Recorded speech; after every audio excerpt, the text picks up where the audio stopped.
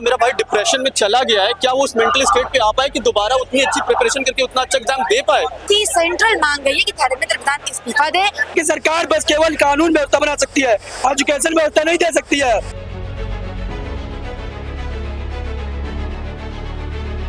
इस बार में 90 से ज्यादा पेपर लीक हो चुके हैं, तो अब इनको जो धर्मेंद्र प्रधान है इसको इस्तीफा दे देना चाहिए। से लेकर के जैसे प्रशासन अपनी कानून व्यवस्था को बना के रखी है, वैसे एजुकेशन व्यवस्था बना दे। जो यूथ यहाँ खड़ा होने कभी जरूरत नहीं पड़ेगी, ना हमारे टीचर कभी खड़े होंगे।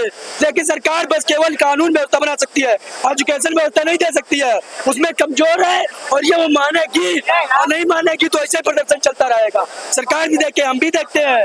आखिर वोट हमने दिया है, जैसे वोट दिया वैसे विरोध भी करेंगे। इलेक्शन का जो वोट होता है वो लीक नहीं होता है, हर एग्जाम जो लीक हो रहा है। अरे एग्जाम क्या लीक कहाँ से दे रहे हैं? ऊपर से आप परीक्षा पास कर दिए, कितना पे खर्चा इतना वैकेंसी दे दो, और नीचे वाला 4 जगह पेपर खुलता है, 4 जगह लीक हो जा रहा है। 10-10, 15-15 लाख में सीट बिकी जा रही है।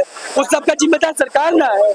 सरकार अपने नीचे वालों को तो देखे कम से कम एक बार, क्या व्यवस्था बन रही है। अरे आप कम से कम मानिए तो कि हमारी गलती है।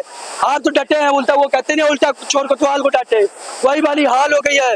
अपने आप डटे पड़े नहीं, हम सत्यवादी हैं। वही बात है ना सर। अभी आपको बता रहा हूँ, लखनऊ में कृष्णा नगर में सेंटर पे 2 शिफ्ट का पेपर कैंसिल हो गया। आप पहले शिफ्ट कैंसिल करते थे ना, पहले शिफ्ट पेपर नहीं होगा, सिस्टम इशू है। एक शिफ्ट आप पेपर करवा लिए, दूसरे शिफ्ट में आप पेपर कैंसिल करे दे रहा है।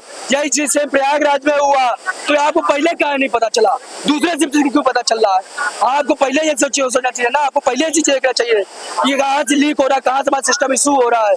और उसके बाद जब वहाँ पे लड़कों ने हंगामा किया, जब तोड़फोड़ हो गई, 16,000 लड़कों का नाम काट दिया। पिछले 4 साल में एसएससी का एग्जाम नहीं दे सकते हैं। अब ये आप बताइए, ये कहाँ जाएंगे 16,000? किसके पास जाए? हाँ, बच्चों का नाम काटे दे रहे हैं। अब 16,000 सोचिए उनके ऊपर क्या बीत रही होगी, उनके घर वालों क्या बीत रही होगी। कहीं भी पेपर दे के आओ, घर वाले पूछते बेटा कैसा गया, क्या होगा, सिलेक्शन होगा कि नहीं होगा।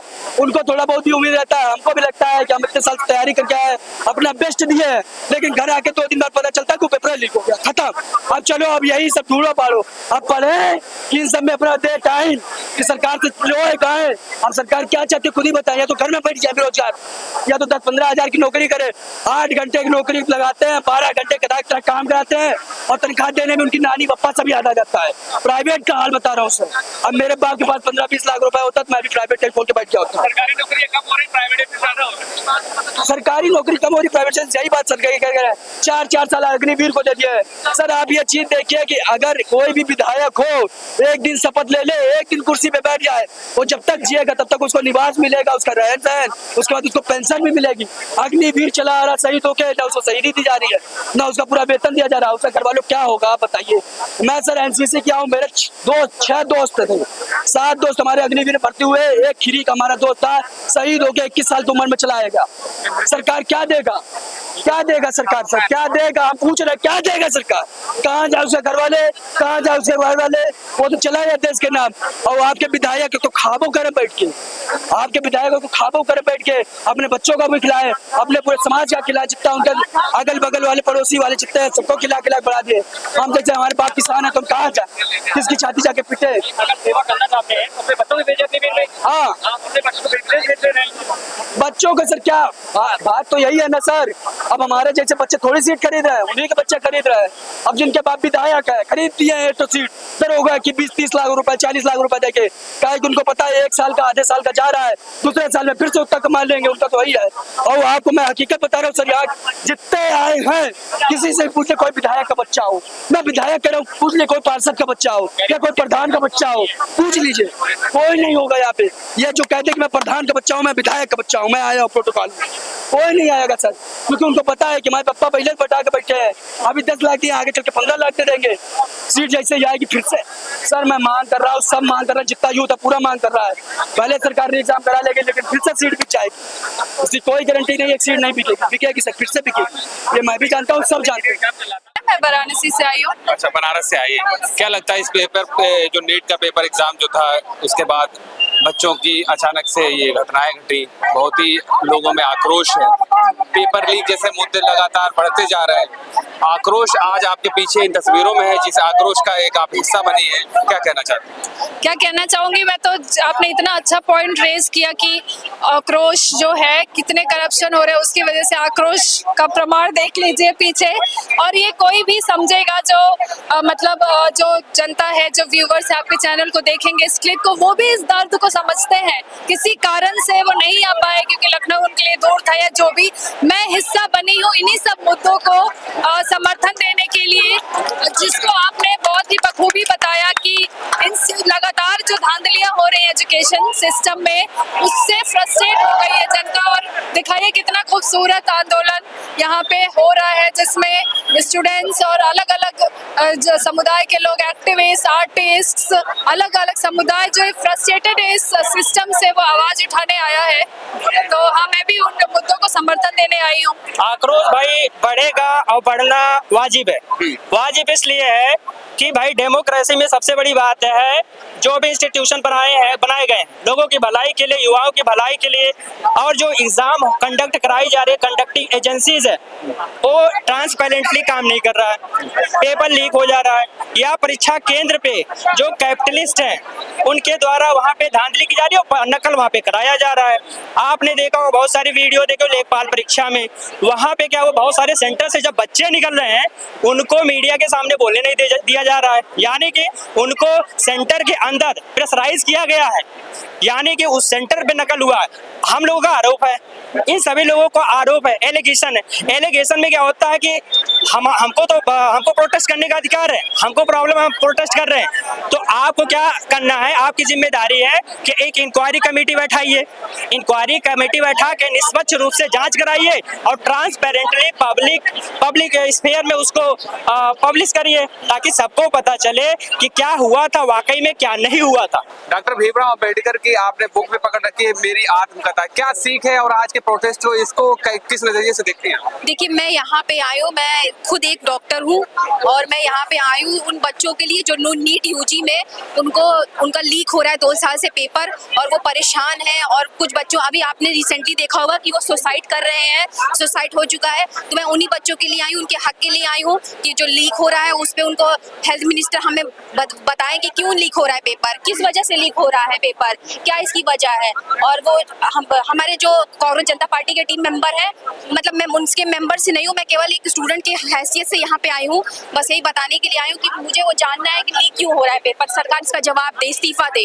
इसी वजह से मैं यहाँ पे आई हूँ। लगातार पेपर लीक हो रहे हैं, लोगों की मौतें हो रही, पारदर्शिता नहीं आ रही, ऐसे सिस्टम को लेकर क्या मन में आता है विचार? मेरे मन में यही विचार आता है कि सरकार को जवाब देना पड़ेगा। अब वो पहले का वो सिस्टम नहीं रहा कि अब बच्चे ज्यादा हो रहे हैं, हर चीज माहौल देख रहे हैं और अधिक मात्रा में बैठ रहे हैं यहाँ पे, और फिर उसके बाद फिर आप देख रहे हैं हर जगह सबकी फाइनेंशियल कंडीशन अच्छी नहीं होती है। हर कोई फाइनेंशियल कंडीशन से कोई अच्छे परिवार से आता है, कोई नीचे परिवार से आता है। तो उसको सरकार को जवाब देना पड़ेगा ना। उनका टाइम खराब हो रहा है, उनकी एज खराब हो रही है, वो डिप्रेशन में जा रहे हैं। मेन मुद्दा है डिप्रेशन, बच्चे डिप्रेशन में जा रहे हैं ना। तो हमारा यही मेन मुद्दा है कि हम आके उनको इंसाफ दिला सके यहाँ पे, कि हम लड़ सके कि क्या हो रहा है क्या नहीं हो रहा है, कि हमको जवाब देना पड़ेगा ना। आप देख रहे हैं ये हमारा तीसरा है, लखनऊ में हमारा तीसरा है। पहले दिल्ली में हुआ जंतर मंतर पे, उसका पुणे में हुआ, अब आज लखनऊ में है और कल हमारा जाके कहीं पे और होगा। तो उसके बाद हमको देना पड़ेगा ना सरकार को जवाब कि क्यों हो रहा है, ऐसे क्यों लीक करवा रहे हैं।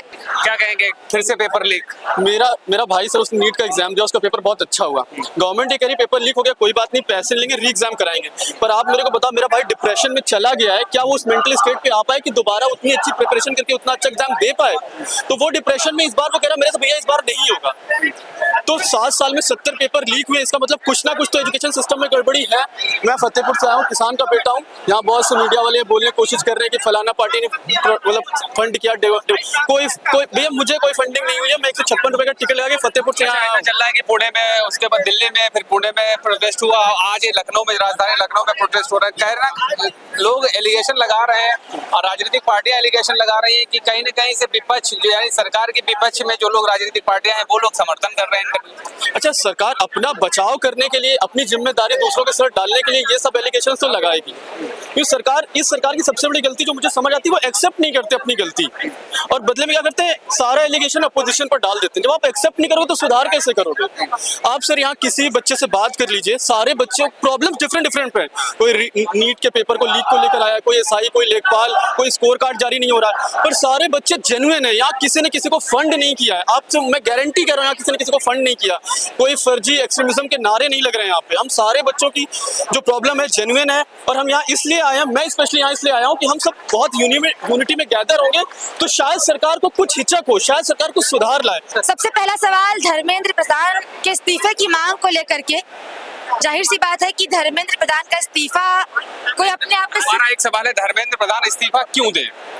क्योंकि मुझे लगता है कि जिस तरीके से लगातार परीक्षाओं में धांधली सालों से हो रही है, और ऐसा नहीं है कि परीक्षाओं में धांधली इस सरकार के पहले नहीं होती, तब भी होती थी, और उस समय भी जो शिक्षा निदेशक होते थे वो अपनी जिम्मेदारी मानते थे और इस पद की गरिमा को बहाल करते हुए वो इस्तीफा भी दिया करते थे।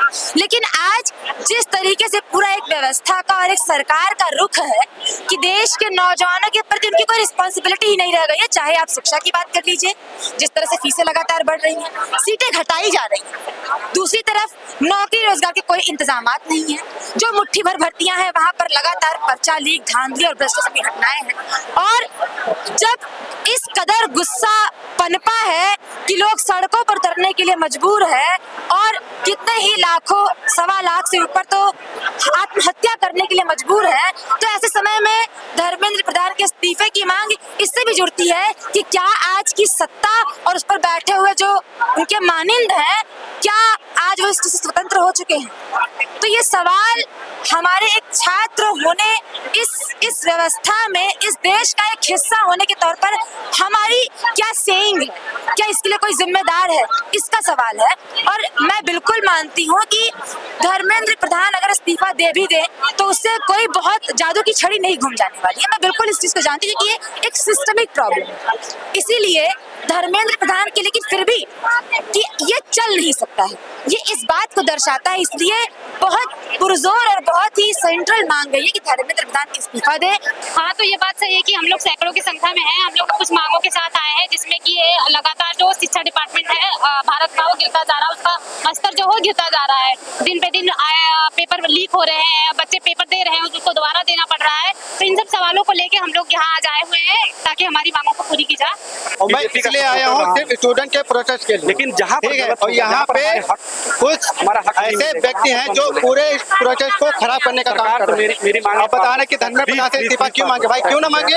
है ना, देश के शिक्षा मंत्री है ना, उनको तो मांगा जाएगा, पाकिस्तान के शिक्षा मंत्री तो मांगेंगे नहीं है, ठीक है। और ये बता रहे हैं यहाँ शहदुल इमाम जिंदाबाद, उमर खालिद जिंदाबाद, यहाँ कोई नारा नहीं लग रहा, सिर्फ स्टूडेंट की बात हो रही है यहाँ पे, और किसी को नहीं। आपने जिस तरीके से इस पर लिख रखा है कागज पर, न्याय चाहिए, अधिकार चाहिए, क्या क्या आपको न्याय क्या नहीं मिला?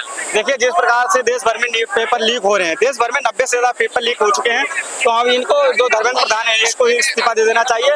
ये उस पद के लायक नहीं है, उसकी गरिमा को नहीं जानते कि हम किस पद पे हैं। और जितना मतलब स्टूडेंट देखिए यहाँ पे इकट्ठा हुआ है, कहीं ना कहीं सबका दर्द है, और न्याय यही चाहिए कि मतलब इनको इस्तीफा दे देना चाहिए, रिजाइन कर देना चाहिए। क्यों दे देना चाहिए? कहने का मतलब आप लोग लगातार आरोप पर आरोप लगाए जा रहे हैं। आरोप क्यों ना लगाएं सर, क्योंकि हम भी पेपर की जब तैयारी करते हैं साल भर, तो हमें पता है कि किस हिसाब से हम लोग खाते कैसे तैयारी करते हैं, कैसे आना हुआ जो आप जिस तरीके से अपना मास्क भी कवर है कर चुके हैं और लगातार प्रोटेस्ट में समर्थन देते हैं? क्योंकि आम जनता डरी हुई है, पता चला मैं कुछ बोल दूं, किसी नेता को कुछ लग जाए और वो बोले इसको गायब करा दो। अच्छा, ठीक है, मतलब गायब ना हो जाए इसलिए मुखौटा लगाए।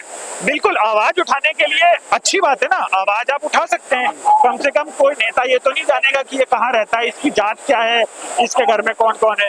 वहां पे प्रॉब्लम है, क्योंकि यहाँ पे पर्सनल अटैक हो जाता है। वो कैसे, कहाँ पर्सनल अटैक हो गए? आप बताइए, कितने सारे पत्रकार गायब हो गए, नेताजी एमएलए के खिलाफ कोई बात हो गई, गायब हो गए। आपको तो बेहतर पता होगा, मीडिया खुद ही रिपोर्ट नहीं करता, किसी आदमी पे पर्सनली कर देगा तो वही गायब हो जाएगा।